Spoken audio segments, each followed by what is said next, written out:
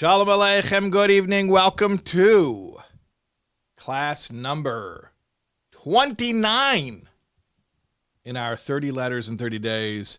Yud Aleph Nisan, Hachana, Matana, preparation, birthday gift. It's been quite an experience. Really. It's been wonderful, and I'm ever so grateful to all of you who have participated on any level. Whether you caught one class or you've caught all of the classes, it's really been very meaningful for me.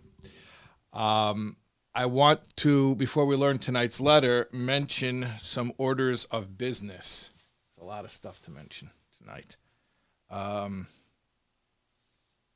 Let me pull up my notes over here. Okay, first of all, just some acknowledgments. I think that's important. The main impetus behind this year was the incessant nagging and harassment by a couple, a husband and wife team, a shliach and a shlucha in Detroit, Michigan, Basi and Levi Shemtov, who were trying to get me to do this for years, and finally, I guess, Yud Aleph Nisan seemed a meaningful time to do it.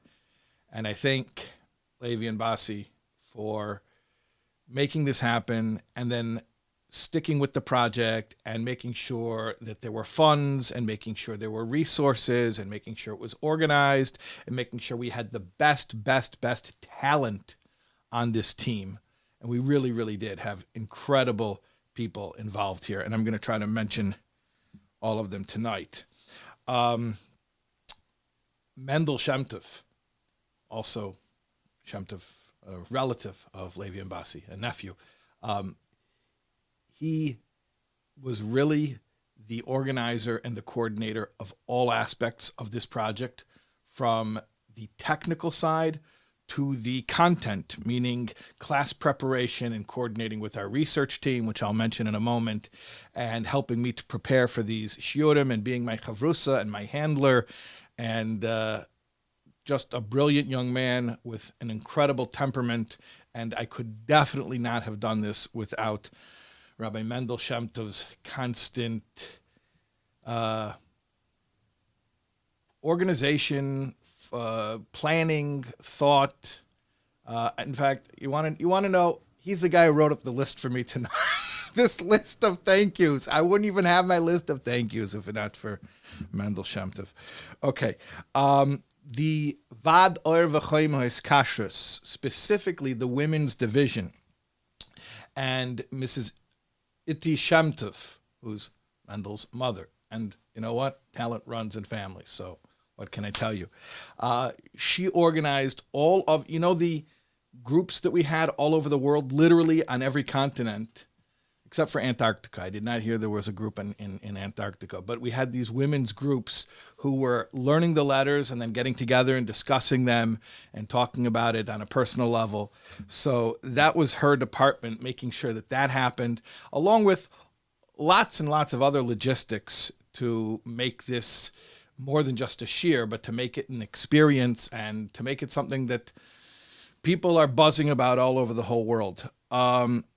Also, the communication and the administration and the logistics, that was also overseen by a very talented young man, Hatomim Levi Katz, also Mrs. Rachel Naparstik, and their talent and their devotion and dedication to making sure everything runs smoothly behind the scenes was just incredible.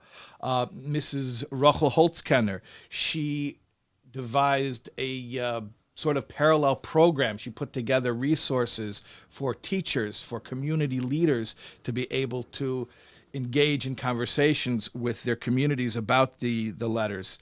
And we should also mention, I won't go through all the names in specific, but there was a committee of women who helped to get this project off the ground. This is a committee that's part of the Vad Or V'Chaim. And especially, I'll just mention Mrs. Dini Greenberg and Mrs. Manya Lazarov, who arranged the Fabrengens for many groups all over the world, but also there were teen Fabrengens for high school students. And we want to thank them. We want to thank all the communal leaders, the community leaders who had groups all over the world. I want to thank the research team. Really, I've gotten so many compliments. Oh, it's so thorough. You give such wonderful background and you tell us about who the person was who wrote the letter. I could never have done that on my own. 30 times in 30 days, it would never have happened. But Baruch Hashem, Rabbi Mendel Shemtov and Hatomim Zelig Shemtov were there for me to research things, to look up sources, to write up research sheets that I could use for preparing the classes. And the finished product that you got, that's because of their sweat that they put into it. And really just brilliant and extremely dedicated young men. We want to mention also the booklet that was put together, Sichas in English, and Rabbi Shmuley Avtzin for the project, dedicating his resources and time to getting us this booklet. Rabbi Yankel Oster for the translations, also overseeing the completion of the booklet, Mrs. Mushki Loshak, and the vowels, the nekudes, Rabbi Shmuel Rabin. And also Mendy Smetana for the printing and the shipping, who really expedited it and made it possible that people would have the physical booklets in time for this year. Also, I just want to mention, I got one thing to mention over here. Just got it in about another event. Where is it? Yeah, the Bader Hill High School Milwaukee has a group of girls who are meeting every night on Zoom to learn a letter together from the website. That's a message we got from Mrs. Hannah Friedman. Okay, action items. Action items. Let's talk about business. There are a few things that we're recommending that you do in anticipation of the culmination of this whole project. One thing is, please sign the duch. That's an acronym for Din V'Cheshbon, meaning a report. We're bringing a report into the oil to bring good news and a birthday present to the Rebbe about all the learning that's been going on. If you've been involved with any of the learning at any level, please sign the duch, your name and your mother's name, so that we can be bearers of good news. Tomorrow night, the event will be live streamed. It's a little bit different than our normal shiur that we have every night, 10 to 10:30. It's a longer program. It's a longer event. It is a women's event. Most of the event actually will only be on Zoom with login for women only. It's a musical event. Then the portion of learning the final class in the 30th level, a letter, that will be on YouTube for everybody to participate in. And you'll go to 30letters30days.com and you'll be able to find all that information, as well as signing the duch. Also, if you are so inclined, you could leave us feedback. We would love to get feedback. And I'll tell you why we would love to get feedback. First of all, it's nice to be acknowledged. And the letter tonight that we're going to learn from the Rebbe is about acknowledging people for their good work and the psychological advantage that it has when you acknowledge somebody for good work. So it's nice to be acknowledged. So give us your feedback. But also, I'm going to, without over-promising anything, I'm going to acknowledge the fact that the requests for continuing learning the Rebbe's letters have been so impassioned and so resounding that we're not going to say no. We're not going to say no to that. So in some form or another, which I may announce, not tonight, but maybe tomorrow, maybe during Pesach, when I have a real plan, I'll let you know how we're going to continue. So if you leave feedback, that's actually going to help us with the direction moving forward, as far as providing you with what you want. Also, we got to pay the bills. This was a very expensive project. So if you would like to sponsor, if you would like to participate and be part of this project, you can do so at 30letters30days .com. I also want to mention tonight's class. I just received a sponsorship just before the class, and this sponsorship is from an anonymous donor in honor of the Jets Yeshiva in Los Angeles, where I've been told the students have been studying these letters every night and discussing them and taking them personally, and that's just wonderful to hear. We've been speaking so much about the women and the girls.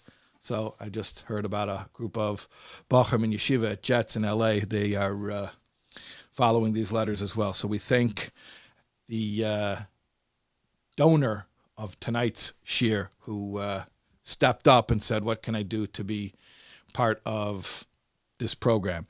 And if you would like to also sponsor, if you'd like to be part of sponsoring tomorrow night's big event at the Eihel, 1 block from the Eihel, a women's event, you can be a sponsor at 30letters30days.com. Yeah, and just in general, if you want to be updated about what we do in the future, so it would be a good idea to leave some type of feedback or a donation, or sign the duch, because that way we have your contact info and we can keep you updated. Okay, also one more thing. I'm going to make a pitch. I'm going to make a pitch about other learning opportunities in addition to Igros. You've been learning with me for the past 30 days, and if you've enjoyed it, and you think maybe you would like to learn more stuff. So I'll just let you know where to find me at soulwords.org. That's SOULWORDS, soulwords.org.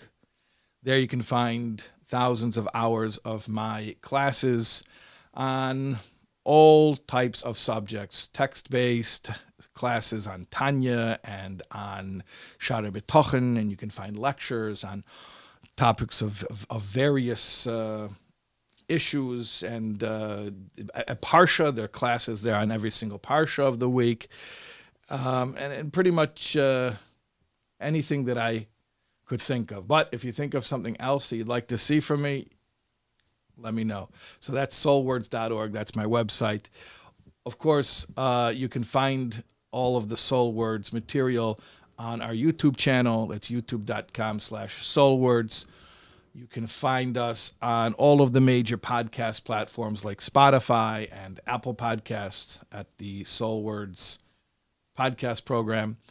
And you can also find us at Torah Anytime, which is one of our partners in spreading the wellsprings of Chassidus.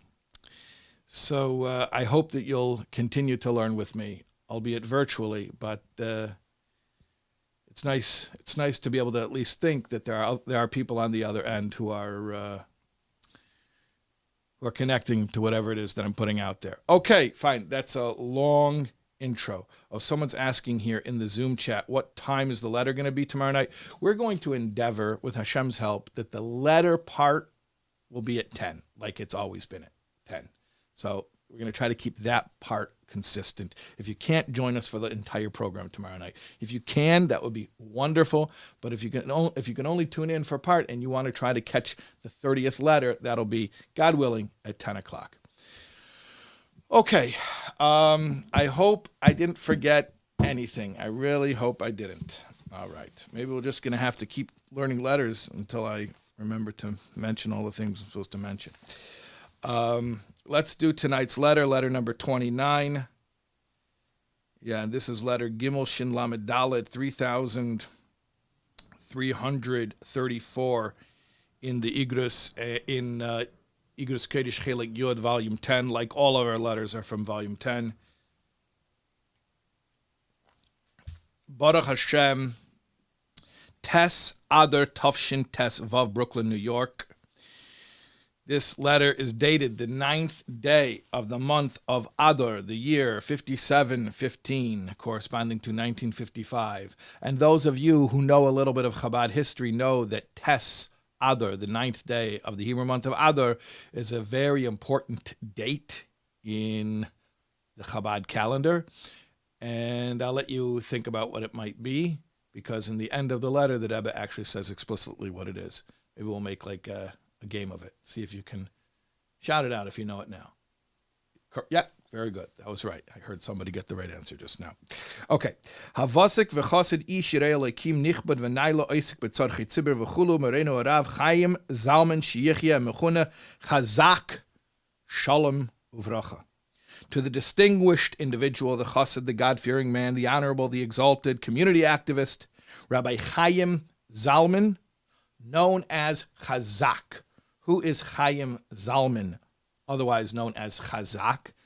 Well, Chazak is the acronym or the Rosh Hashanah of his name.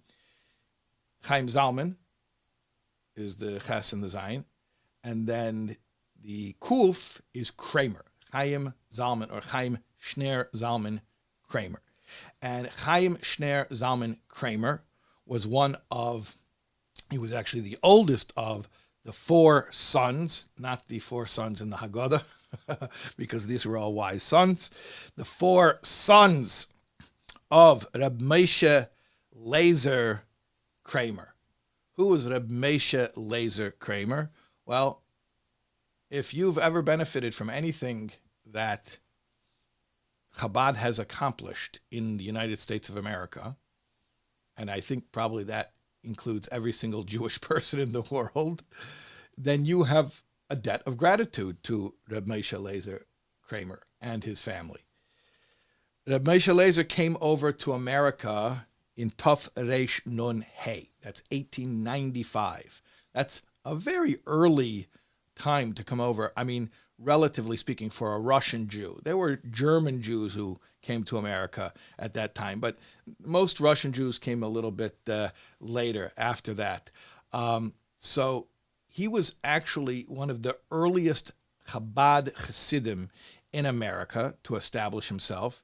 And with Hashem's blessings, he ended up becoming rather successful in the clothing manufacturing business. In fact, M.L. Kramer and Sons, M.L. is Moshe Lazer, M.L. Kramer and Sons is still a functioning, successful business. You can look up their website right now, mlkramerandsons.com, I think. At any rate,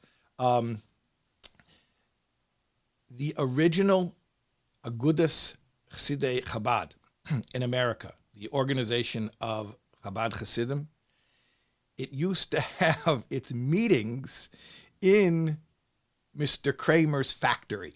Mr. Kramer's factory was the location of the first meetings. And Rabbi Yisrael Jacobson, who was one of the early Askonim in Chabad in America, I think he came over in the 30s, the 1930s. But he writes in his memoirs about what were the meetings like. They would meet at the Kramer factory, and the rabbis would talk about what activities they were doing and what it was going to cost. And then the Kramer brothers would whip out their checkbooks and pay for it. And that was the meeting of Aguch, of Agudas Chassidei Chabad in America in the good old days. So this letter is to Chaim Zalman Kramer, Chazak. And it's a letter that was written before he was honored. There was a Malava Malka, a dinner honoring his work, sort of like a Lifetime Achievement Award, or something similar to that. And specifically about his work. All of the brothers were involved in the Chabad activities. And just not to get into a whole story, because we could speak all night just about the Kramers, but to give you an understanding of what we're talking about here. When the previous Rebbe was arrested by the communists in 1927, and it was a very serious charge and very serious, the most serious possible punishment, which was hanging over his head, God forbid. So it was the Kramer family with their connections in America that facilitated pressure, diplomatic pressure being put on the Soviets, which, at least in the natural scheme of things, led to the previous Rebbe's freedom. When the previous Rebbe visited America in 1930, so it was the Kramer family who saw to that visit and paying for it and arranging for it and making sure that everything was done the most honorable way. when the previous Rebbe moved to America ultimately in 1940. So they used their ties and their connections to get the previous Rebbe out of Europe. He was in Poland at the time, which was the Nazis had already invaded, so it was extremely difficult and dangerous to get out. And also when he arrived in America, so they facilitated everything from his arrival to his getting established and building the organizations here that he built in America. So this is who the Rebbe is writing to, a very important person. Let's take a look here. Es hat mir, and this is in Yiddish, es hat mir gefreut, it made me happy, zu bekommen die Idee wegen dem Malava Malke, was wären ungeordnet lechoved eich. I was happy to find out about the Malava Malka, the post-Shabbos meal that's being organized in your honor. In other words, this is a letter to a dinner honoree. That's what it is, I mean, in the simplest terms. Zu der Gelegenheit von einer vieljährige Tätigkeit in a gutes Chassidei Chabad und für die Lubavitcher Yeshiva. And this dinner is honoring you for your many years of dedication to Agudas Chassidei Chabad, that's the organization we mentioned, as well as the Lubavitcher Yeshiva. So both organizations. Aza Zusammenkunft ist wichtig derfar, was sie weist, als die Wichtigkeit von der Arbeit und von dem größten Zweck wird anerkannt und abgeschätzt. Und es ist zu hoffen, als der dosige Gefühl wird euch weiter beherrschen, die Führer und Führens, or Führernis, und, I should probably break up the sentence here, und Anteilnehmer in der Malava Malke. Okay, so the Rebbe says, it is important to honor somebody like you for the work that you've done, because doing so shows that the work that you're doing is important, and that hopefully that feeling will then be spread to the other leaders of the organization, as well as all of the participants in the event. Remember I was saying before that it's important to acknowledge people for good work. So the Rebbe here is speaking about that idea, that it's important to acknowledge people for good work, because it shows that the work is important and the work is valuable. The Rebbe actually uses both words, important and valuable, because wichtig is important, and abgeschätzt means esteemed or valued. So the point is, and this is something you find in the Rebbe's Torah quite often. You know, people often think of the Rebbe as being very, very demanding and always asking for more and more and more, which is true, which is totally true. And the Rebbe would always invoke the principle of Yelchu Mechael El Choil, that you go from strength to strength. And the greatest celebration of one success is to go out and reach for an even greater success. At the same time, I hope that nobody thinks that the Rebbe wasn't into acknowledging the first success and even celebrating it. And right here you see the Rebbe saying that it's a good thing that they're honoring you, because by honoring you, it shows that what you're doing matters and that it's a good thing for other people to want to do it. The Rebbe doesn't say it here. In fact, I noticed there are no Maramekoimes, there are no scholarly citations or sources in this letter, even where there could have been. But I think this letter was deliberately written on a simple, straightforward level. But when I was reading this part of the letter, it occurred to me something that the Rebbe said many, many, many times, perhaps hundreds of times in public addresses, and who knows how many times in private, whether in correspondences or in personal audiences. But the Rebbe would often invoke a principle of halacha, which is attributed originally to the Rashba, to Reb Shlomo ben Aderet, the 13th century CE sage, who was a great halachic codifier, and he wrote responsa, rabbinical answers to questions. There was a community that once wrote to the Rashba about a man who donated property to the synagogue, and he wanted that his name should be on the synagogue. Now, you're going to say, of course it should be done. That's what everybody does. Well, now they do. Right? But this is where that comes from. The community wrote to the Rashba and said, what is this guy? He wants us to put his name on it. It's not humble. And the Rashba told them, no, you should put his name on it, because mitzvah lefarsim oisei mitzvah. It is a mitzvah to publicize those who do mitzvahs. That when you tell others, hey, look at this guy, he did a mitzvah. So it encourages others. They're, oh, it's a good thing to do. So sometimes even the one who did the mitzvah doesn't even want the credit. He'd rather be humble.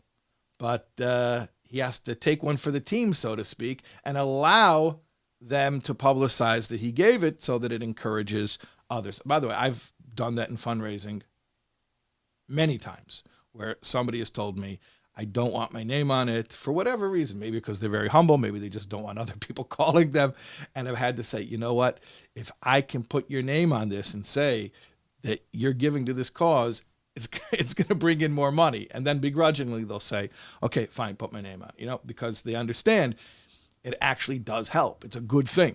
So that is a halachic principle. Like I said, originally goes back to the Rashba. It's cited in Shulchan Aruch, or in the Ramah's glosses to the Shulchan Aruch, in the halachos of tzedakah, in Yeredeya, in Simin Reish Mem Tes.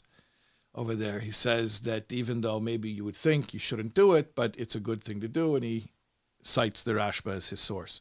So the Rebbe says it's a good thing to Reb Chaim Zalman Kramer that they're honoring you, because by honoring you, it shows others that the work that you do is valued and important. Okay, so important to know that it's a good thing to give credit where credit is due. It's not just Menschlichkeit. It's productive. It gets, it causes more good things to get done. Okay? All right. Let's continue here. Okay, so then the Rebbe is expressing his hope that by them giving you the spotlight, it's going to inspire others. They're going to say, oh, look at what he did. That's so good. Und wird werden ausgedrückt in meinem Bepeil.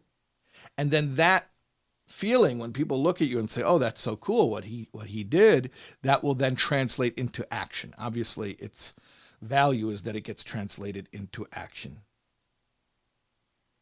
And the Rebbe even spells out, what does it mean, getting translated into action, in a vergrößerte und ausgebreitete Arbeit von jedem einem Bechlal und Befrat. The application in actual deed means, the Rebbe spells out, in an enlarged and expanded work on the part of every individual, the collective as well as the individuals there. So by highlighting your mitzvahs, Mr. Kramer, it's going to cause many more people to do mitzvahs. Okay. Also wie die Malava Malki kommt vor dem kommendike Motze Shabbos Kodesh Pasha Zacher, a portag far Purim. Now remember, we said this date was Tes Adar, the 9th day of Adar. And the Malava Malka, as Malava Malkas always are, is going to be Motzei Shabbos. So the Shabbos that's coming up is the Shabbos before Purim, which is otherwise known as Shabbos Zacher, where we read a special reading. Zacher, remember what Amalek did to you coming out of Egypt. We read that before Purim because Haman was a descendant of our mortal enemy, Amalek. And the Rebbe here says there's a connection. The fact that the dinner honoring you is going to be on the night coming out of Shabbos Zachar, which means it's going to be happening in the days that precede Purim, hat die Zeit a wichtigen Zusammenhang mit der Geschehnis. So the time, meaning the time of year, has a significant connection to this event. Leut wie Chassidim verstehen dem Ausdruck, as man darf leben mit der Zeit. In accordance with the way that Chassidim understand the idiom, we must live with the time. This, of course, is a reference to a story which is brought in Hayom Yom. To be exact, it's the entry, we've mentioned Hayom Yom before, from day to day, which is a calendar with a thought for each day, which the Rebbe compiled. And this is the entry for Beis Cheshvan, the second day of the Hebrew month of Cheshvan. Over there, it relates a story that the Alter Rebbe told the Chassidim, as Medav Leben mit der Zeit, we have to live with the times. And the Chassidim did not know what it was until finally, with the help of the Alter Rebbe's brother, the Maharil, Rebbe Yehuda Leib, they figured out that it meant you have to look at the weekly Torah portion as your guide for what's going on in the world. And I don't know if this is the Rebbe's Chiddush right now, but at least to my limited knowledge, it seems to be the Rebbe's innovation. The Rebbe here is using this term or invoking this term and this idea of Medav Leben mit der Zeit, not only to connect to the Parsha. See, in the original story, it was about the Parsha, the weekly Sedra, the Torah portion that we read. But here the Rebbe is saying Medav Leben mit der Zeit also connects to the time of year, meaning Purim. Perhaps that's why the Rebbe also connects it to Parshas Zachar, because in a way, that's also a Torah reading. But then the Rebbe, as you're about to see, connects it to the Megillah as well, which is not a Torah reading. So it seems to me that Rebbe is taking that idea of Medav Leben mit der Zeit, which applies to the Torah reading, and taking it one step more and saying it also applies to the reading of the Megillah. At any rate, let's see the Rebbe's connection between Purim and Parshas Zachar and the reading of the Megillah, and how that pertains to the dinner which will be honoring Reb Chaim Zalman Kramer. Eine von die wichtige Nekudas, was die Megillah lernt uns, is das. One of the most important ideas that the Megillah teaches us is the following. Was die Jiden in jener Zeit in Anblick von der großen Sakone von Vernichtung, Chas v'Shalom, was hat bedreut unser Volk, Männer, Frauen und Kinder, a ganz Jahr. The Jewish people, all of them, men, women, and children, faced the threat of destruction, annihilation, for an entire year. And in light of that fact, you would think, the Rebbe doesn't say this, I'm adding this, you would think that they would have used, primarily they would have used political connections, as the Rebbe is about to say, haben sich nicht verlassen auf die größer Verbundigen, was sie haben gehabt mit der Melucha. They did not use their connections, their diplomacy that they had with the government. And it's interesting because the Kramer family most certainly did have diplomatic connections and a pretty good network and a pretty good Rolodex. But so perhaps that is sort of a reference to that. The Rebbe says they didn't try to make use of their political connections. Durch Esther Hamalka und durch Mordechai Hayeshe Beshara Melech.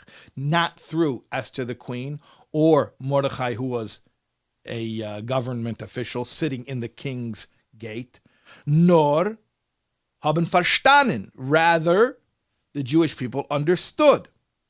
As die Hatzalah von jüdischen Volk liegt in der Hatzalah von die jüdischen Kinder. They understood that the salvation of the Jewish people was connected to the salvation of the Jewish children, was der Far, which therefore hat Mordechai Yehudi versammelt die jüdische Kinderloch massenweise. Mordechai gathered the Jewish children in large groups, und hat sie gelernt Torah und Mitzvahs, and studied Torah and Mitzvahs with them in large public assemblies. Wie es wird ausführlich erzählt in Gemara und Medrash, like it is clearly explained in Gemara and in Medrash, and the Rebbe doesn't give the sources here, as the Rebbe often does. The Rebbe often gives sources, but here the Rebbe just mentions it's in Gemara and Medrash. And there we learn about the fact that Mordechai gathered 20,000 Jewish children who were willing to risk their lives to defy Haman and to study Torah publicly with their Rebbe, with Mordechai. And that doing so brought the merit that saved the Jewish people. And then, yes, of course, if you know the story, later there was the attempt to use some level of natural means to intercede on behalf of the Jewish people. Esther organized the parties, and she spoke to Achashverosh, and there were certain natural means that were employed. But the main response was Mordechai saw that what needs to happen is we have to take Jewish children and study with them, and that's going to be the key to our salvation. Okay, so the Rebbe is writing to someone who's a very well-connected, very well-respected, well-known Jew, especially for those times in America, for an observant Jew to be that well-connected and well-respected. And the Rebbe is saying to him that really at the end of the day, what is the key to our continuity as a people? It's not that we know the right people and we have good connections and we have a good network. It's that we gather Jewish children and learn Torah and mitzvahs with them. Interesting point to make to somebody who's so politically and diplomatically and financially connected. That really the most powerful thing you can do. And the Rebbe doesn't tell him, and this is typical of the Rebbe doesn't tell him, hey, come on, you, start doing that. No, the Rebbe never speaks that way. I never heard the Rebbe speak that way. To me, I've always, whenever the Rebbe is telling somebody to do something, it's like something that they're already doing, even if they're barely doing it. This is one of the things in my parenting class that I teach. I don't say that I got it from the Rebbe. Sometimes people ask, but I'll say you got to catch your kid doing the right thing, label it, and then ask for more of it. You see what that we had that in an earlier letter where the Rebbe says, "Ein mezarzen ela lemezurazen." We only urge on those who are already engaged. Encourage the enthusiastic. So it's like you don't say to somebody, "Hey, you've never done such and such, right? Why don't you start doing it for once?" That's not the way to. Here, a free Shalom Bayis tip: never say to your spouse, "You never." Such and such. Why don't you start doing such and such for once? That's a good way to just start an argument and make sure that they never do the thing that you claim they never did. But catch them doing something that even approximates the target behavior and say, hey, that's great. Do more of it. Now, here's a case. Mr. Kramer had done a lot of what the Rebbe is encouraging him to do. And the Rebbe is saying, it's amazing what you've done. And the fact is you're being honored for it. You're being honored for it because you've done such an amazing job at it. But this, that you're being honored for it, should actually cause that you and everyone who's inspired by you should do even more of it, right? So let's do even more of it. And let's remember where the priority should be. The priority should be gathering Jewish children for Torah study. That's the priority. Okay, let's finish up the letter. Selbstverständlich. It is self-understood. And I've said this many times. When the Rebbe says it's self-understood, it means it should be self-understood. It should be axiomatic. As in der heintiker Zeit is euch azoi und noch mehr. That today, in our day and age, everything that was true then in the time of Purim is even more true today. It's still true and even more true. It's truer than ever that the key to our salvation and success is the education of children. Okay, fine. Explain that to me. All right, the Rebbe will explain that to us. Let's see. Und seiendig in a Freiland, wo zu Rate von jüdische Kinder fordert nicht dieselbe Mos Mesiras Nefesh wie amol. Being in a free country where rescuing Jewish children does not require the same degree of self-sacrifice that it once did. Darf man give... Did I skip something? Oh, yeah, I skipped something. There's one more very important phrase here. Und wo die Möglichkeiten seien größer. Also, where the possibilities are greater. The possibilities are greater. In other words, there's more resources. Pashat, material resources. We have more wealth. But also, because of the freedom that we enjoy, we just have more opportunities to do stuff. So it used to be that we were resisting oppression. And our answer to that was, we're going to educate the next generation. Now the Rebbe is saying the oppression is not like it used to be. And to the contrary, we have many opportunities. And the Rebbe is writing to a very wealthy, very well-connected man who has plenty of opportunities and plenty of resources. So darf man gewiss gedenken. So we have to certainly remember, as die Kinder seien die Zukunft und Richtung von unser Volk, nicht nur in geistigen Sinn, nur euch in poshet physischen und materiellen Sinn. We have to know that the Jewish children are the future and the salvation of our nation, not only spiritually, but also in the most literal, physical sense. So if it was true in times of severe oppression that our only answer and our best answer was to invest in Jewish education of Jewish children, how much more so today we have to remember that when we have so many opportunities and we have so much freedom, we have so many resources at our disposal, the best investment and the best security to ensure our future and our continuity is Jewish education of Jewish children. And it's very interesting to me that the Rebbe says, not only in the spiritual sense, but also in the simple material sense. That's an interesting diuk that you can make there. Why does it, normally you would think not only materially, but even spiritually.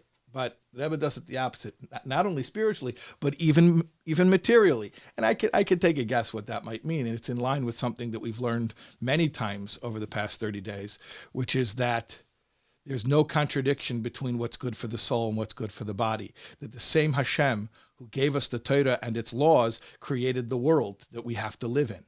And therefore, when you do something that's good spiritually, you won't lose out materially. You're only going to gain materially. So the Rebbe says, of course it's good spiritually, right? Of course, investing in Jewish education is going to ensure the spiritual continuity of the Jewish people as a nation of faith and of believers.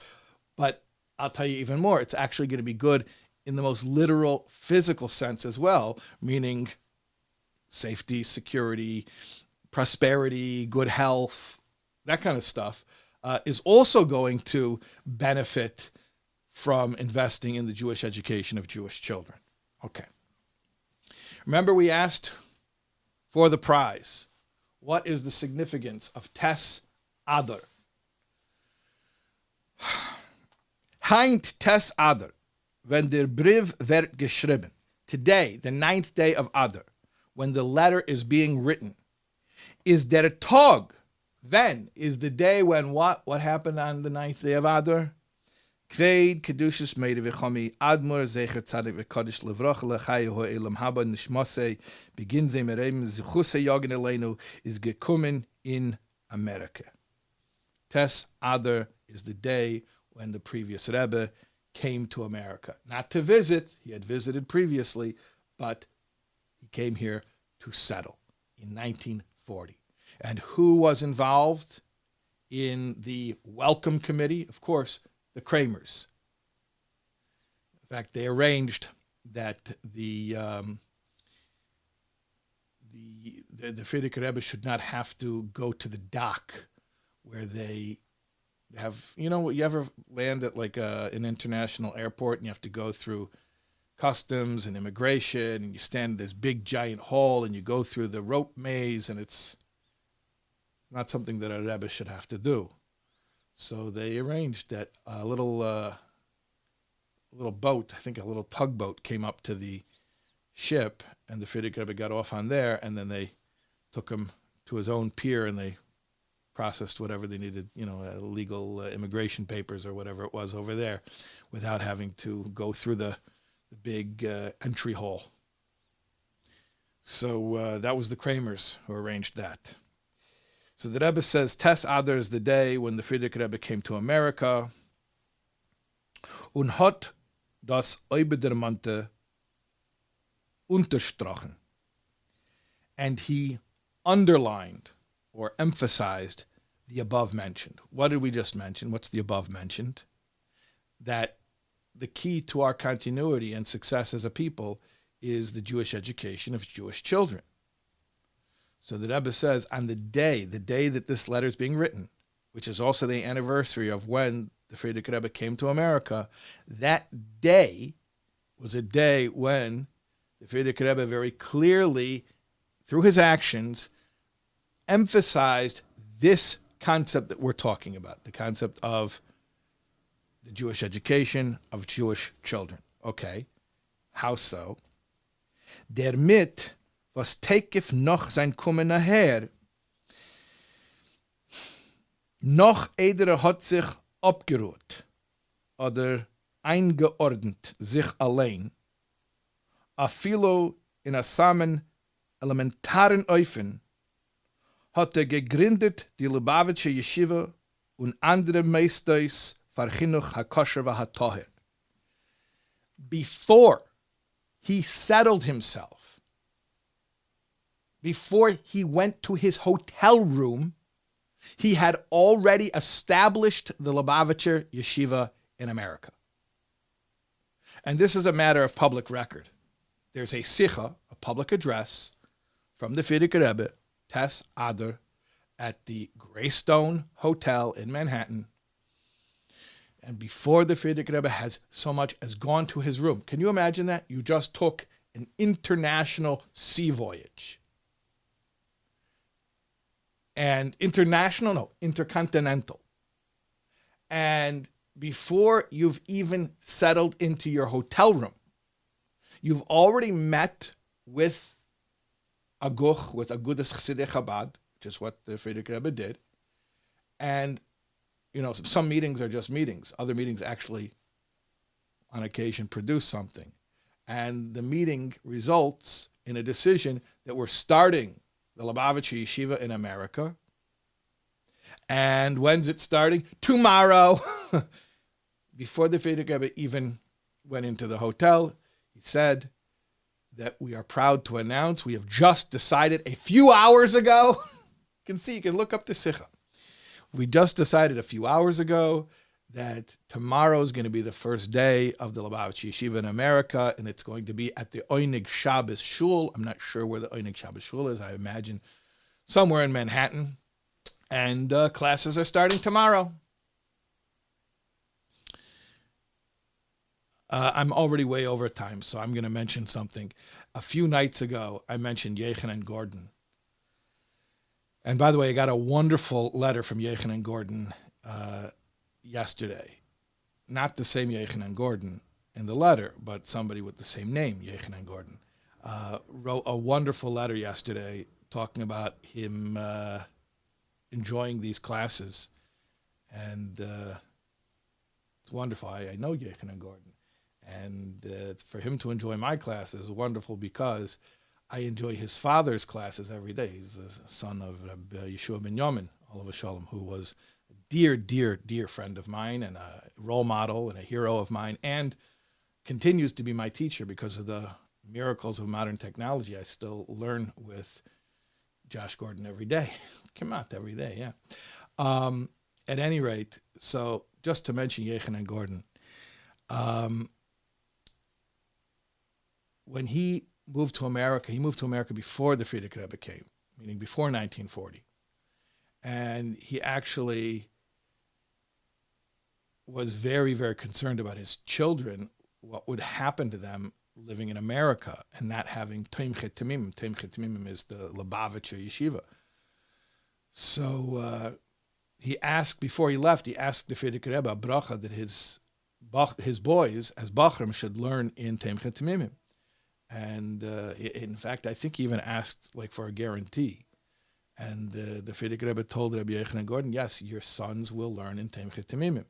So with that comforted him, and it comforted him to some degree. And he went to America, and he said that I heard this from Shalom Ber Gordon, who is the son of Yechanan Gordon and the father of Rabbi Yeshua ben Yamin. So now I'm talking about 4 different generations of Gordons, if you can keep track. At any rate, so Rabbi Yechanan was certain. What did that mean? What did the Frierdiker Rebbe's promise mean? He knew if a tzaddik gives such a guarantee that 100% it's going to come to fruition. But what did he assume that meant?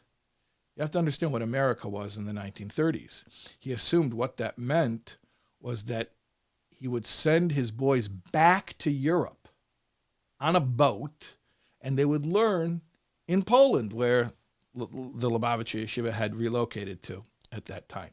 That's what he assumed it meant.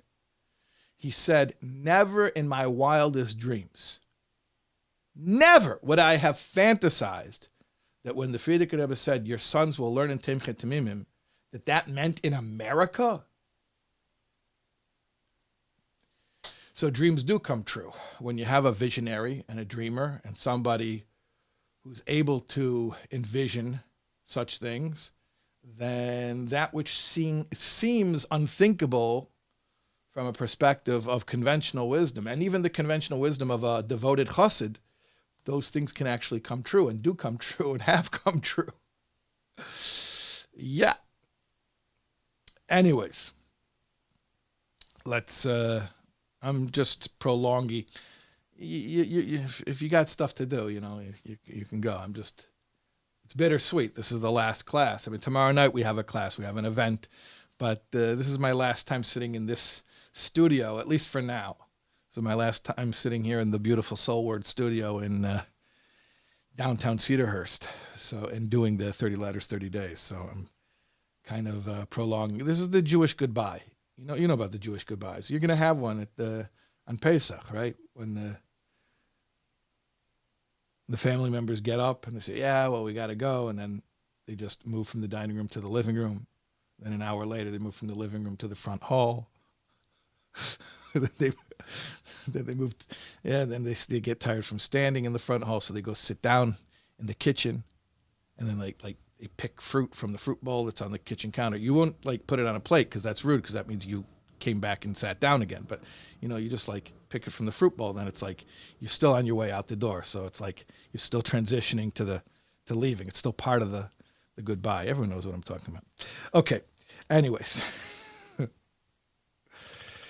so the Rebbe says like this: today is Tes Adar, the 9th day of the month of Adar. It's the anniversary of when the previous Rebbe came to America. And his actions spoke and testified to this message that we're talking about, the importance of Jewish education, of Jewish children. Because on the very first day that the Frierdiker Rebbe came to America, I mean, you understand, he was fleeing Poland in 1940. Okay, this is not a joke. And you would think, at least let me go to my room and lie down, right? No. Before he got any of his personal stuff taken care of, if you could even say that a Rebbe allows himself to have any personal stuff, but whatever that would even mean on the level of a Rebbe, he didn't even do that. He was meeting with Kramer and whoever else could make this happen, and they made a decision. Okay, we're making yeshiva. Bam, let's announce it. Press conference. Okay, and obviously the Rebbe is referring to this because this is something that Chazak, that Rebbe Chaim Zalman Kramer himself would have first knowledge of. Okay, bei der Gelegenheit will ich der Monen.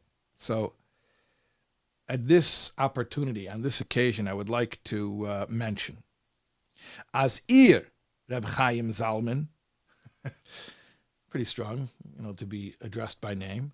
The Rebbe says that you, Rebbe Chaim Zalman, und eure Chosheva Brider shichyu, and your esteemed brothers. I guess I should mention, since we talked about Kramer so much, we should mention the brothers.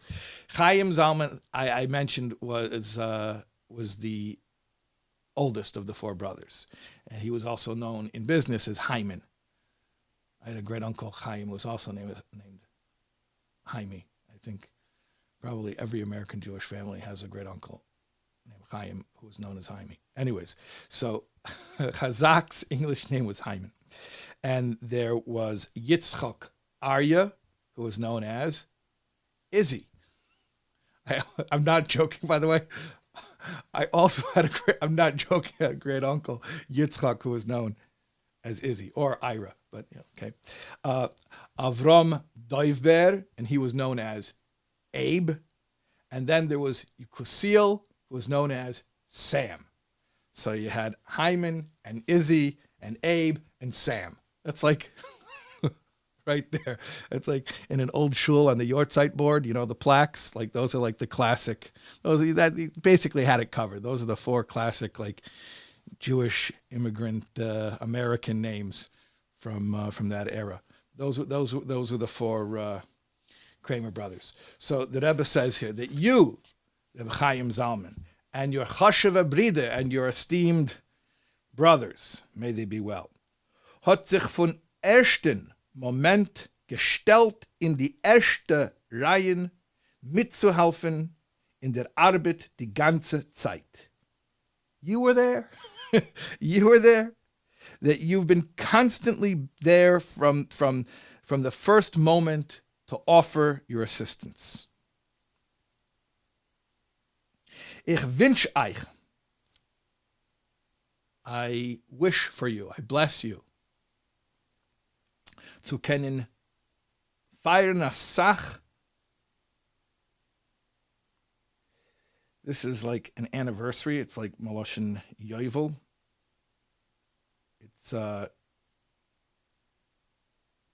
Jubileums, which is like jubilees, or the word jubilee actually comes from the Lashon Kodesh word Yovel. Yeah.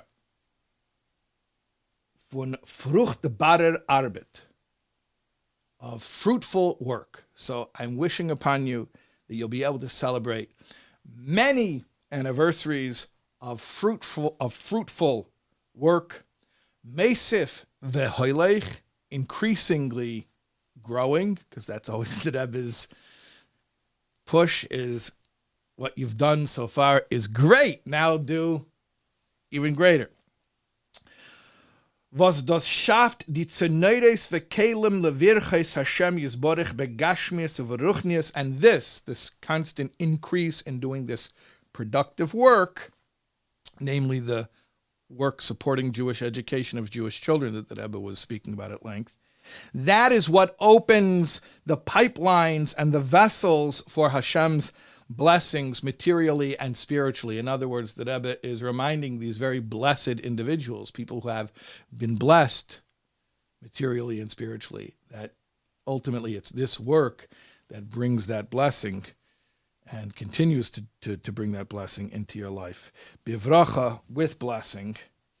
And that is the end of the letter. Now, because I want to keep schlepping things out, but not really, because it's an important thing to mention, and I just don't have any other opportunity to do so.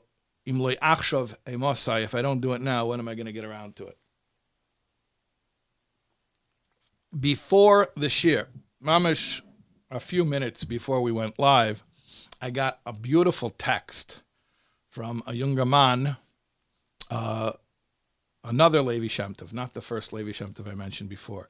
Levi Shemtov, who's the brother of Mendel Shemtov, who I mentioned earlier, who was the organizer of everything here. So he mentioned to me that he was listening to the shir last night. And I had said, it's interesting that Rebbe told, do you remember last night's shir? So you go back and you'll re-listen to letter number 28, the Matzah Shabbos shir from last night, where it was a short little letter where the Rebbe said, remember you used to write to me and you had such pizer and nefesh, you had such panic and anxiety, and now, thank God, everything got better. Hey, remember that next time you're freaking out that things will get better again as well. Let this be a lesson to you that just because things don't get better immediately doesn't mean that they're not getting better. They will get better, and this is your case in point. And if you'll just go compare your old letter to today, then you'll see the proof. Okay, remember that? So I had said, that Rebbe's telling this person, hey, go look at your old letter. Go compare your frame of mind when you wrote the letter to me before to your frame of mind today, which is so, vastly improved. So I said, it seems like the Rebbe is implying that a person would have a copy of the letter they sent to the Rebbe. I said, I'm not telling anyone what to do here, but it seems like the Rebbe is saying that that's an expectation, that you would retain a copy for your own records. So I just threw it out there. I just said it as a thing to say it. I don't know, because I thought maybe there's something to it. But Levi sent me something really, really beautiful here. It's a sicha, Shabbos Parshas V'Schan and Shabbos Nachamu, Tavshin Mem Ches, which is interesting because, if you go back to the first couple classes we gave, I gave the history of the Igros and how it coincided also with the era of a Selach Harav, when the Rebbe started to initiate that people should, it's an old standing order from Chazal, from the Mishnah, to have a personal mentor and rabbi. But in 1988, the Rebbe started speaking, or actually back in 87, that people should have their own personal mentor and check in with them. And as I mentioned to you, the era of the pushing for the publication of the Igros and also encouraging people to have a personal a Selach Harav, mashpia, mentor, spiritual coach, however you want to call it, those two things sort of came together.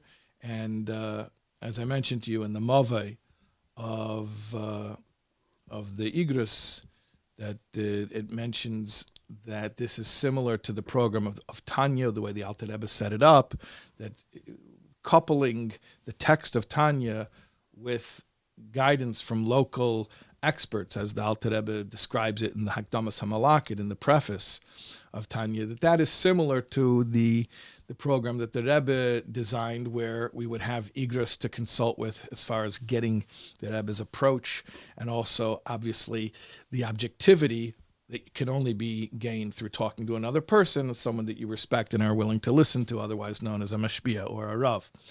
So this is from that same era. This is, like I said, Shabbos Nachmu, Tavshin Mem Ches. And so Levi sent this to me. The Rebbe is talking, describing a scene of a person pulling out old copies, personal copies of the letters that he wrote to the Rebbe. And pulling them out, I'm looking at the text right now, that Yad Zol Mizman Lizman Be'es Krishma Shalamita, that from time to time, like when he says the bedtime Shema, like when he's reviewing his day and he's making a cheshbon tzedek, a moral inventory, that he's going to pull out the letters, his copy of the letters that he wrote to the Rebbe. And the Rebbe says that Zicher hat man bei sich übergelost, that for sure, like Zicher, like, again, the Rebbe teaching us something. And I know a lot of people take this the wrong way, and they're like, come on, it's like so demanding. No, it's not Zicher. I didn't know about this. Why is the Rebbe saying it's so obvious? I never heard of this until I heard it from the Rebbe. Don't take it that way. The Rebbe is teaching you. The Rebbe is not telling you that it was already certain to you. The Rebbe wants it to become certain to you. So the Rebbe is saying here that certainly you retained a copy of the letters that you wrote to him, and you're going to pull it out from time to time, maybe at night before you go to bed, when you're thinking about your day and you're thinking about your life. Und machen a cheshbon tzedek. And you're going to go and make an accounting, like any business does inventory, right? So you have to do inventory. So there you have a very clear source, and that's something that I'm really grateful to learn about. And it did not occur to me that that was something important, or that it could be used in that way. So yeah, I heard a lot of people saying over the past 30 days that they started writing more. And that's wonderful. And now I'm realizing it's not just about writing more. It's about writing it and keeping a copy. And being able to look back and see our progress, both for the purposes of accountability, to see if we're, Ayeka, where are you? Where are you up to? Holding ourselves accountable if we're actually making good on what we've without a vow, endeavored to take on. And also for the purposes, might I add, and it's very much in keeping with the letter to Chazak Kramer, to celebrate what we've achieved and to take credit for it and to be happy that we've done good stuff, because it just reminds us to continue to do more good stuff. So I think that's a nice practical and actionable item that we can all start applying right away. And who knows what it'll lead to, but I'm sure it will lead to lots and lots of good stuff beyond anything that I'm capable of foreseeing. But I just know that when you tune in to the Rebbe and the Rebbe's advice for us and the Rebbe's direction for us, and even if it's little stuff, I know from experience that wildly beautiful things come to transpire in your life and the lives of others, and in ways that are unpredictable.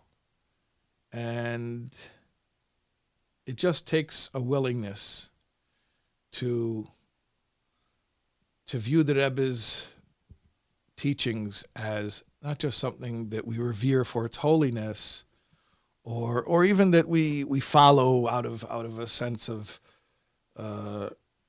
dedication or devotion, which all these things are good, but just even just from the perspective of, that Rebbe took so much trouble to explain things well.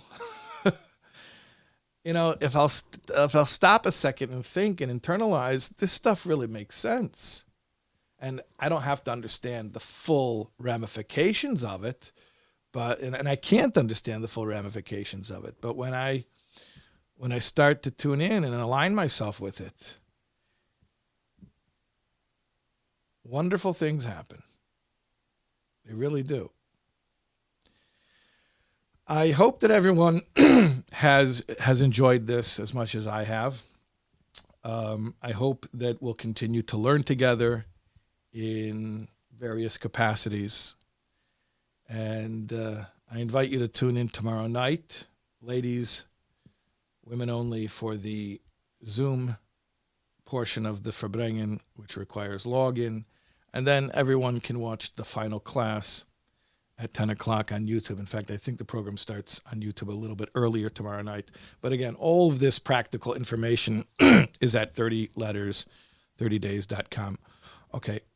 Thank you again to all of you for being part of this really, really meaningful present to the Rebbe. And I hope that it is received well and that it brings nachas.